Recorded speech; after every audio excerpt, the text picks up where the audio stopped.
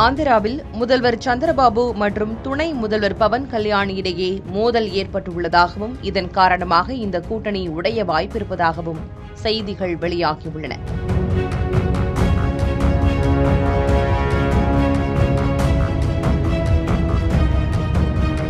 ஆந்திராவை ஆண்ட ஒய்எஸ்ஆர் காங்கிரஸ் கட்சியின் ஜெகன்மோகனை வீழ்த்த தெலுங்கு தேச கட்சித் தலைவர் சந்திரபாபு, ஜனசேனா கட்சித் தலைவர் பவன் கல்யாண் ஆகியோர் பாஜகவுடன் கூட்டணி சேர்ந்தனர். இந்த கூட்டணி 2024ஆம் ஆண்டு நடைபெற்ற சட்டமன்ற தேர்தலில் ஒய்எஸ்ஆர் காங்கிரஸ் கட்சியை வீழ்த்தி ஆட்சியை பிடித்தது.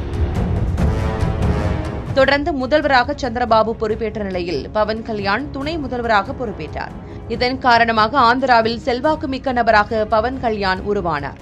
இச்சூழலில் முதல்வர் சந்திரபாபு மற்றும் துணை முதல்வர் பவன் கல்யாண் இடையே மோதல் வெடித்திருப்பதாக செய்திகள் வெளியாகின.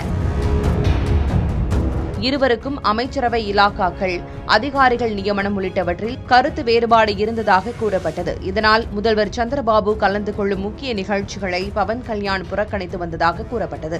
சமீபத்தில் நடைபெற்ற அமைச்சரவை கூட்டத்தையும் பவன் கல்யாண் புறக்கணித்திருந்தார். மேலும் சந்திரபாபுவின் மகனும் அம்மாநில அமைச்சருமான நாரா லோகேஷுக்கு மாநில அரசியலிலும் அதிகாரிகள் மத்தியிலும் முக்கியத்துவம் அளிக்கப்பட்டு வருகிறது. துணை முதல்வரான தன்னை விட நாரா லோகேஷுக்கு அளிக்கப்படும் முக்கியத்துவம் பவன் கல்யாணுக்கு அதிருப்தியை ஏற்படுத்தியதாகவும் சொல்லப்படுகிறது. மேலும் பவன் கல்யாணின் சகோதரர் நாகபாபுவுக்கு அமைச்சர் பதவி வழங்குவதாக சந்திரபாபு வாக்குறுதி அளித்ததாகவும், ஆனால் அதனை இன்னும் நிறைவேற்றவில்லை என்றும் கூறப்படுகிறது. இதன் காரணமாக தனது துறையின் கீழ் வரும் கேபினெட் அந்தஸ்துடைய ஆந்திரா கிளீன் அமைப்பின் தலைவராக பவன் கல்யாண் நாகபாபுவை நியமித்ததாகவும் செய்திகள் வெளியாகின.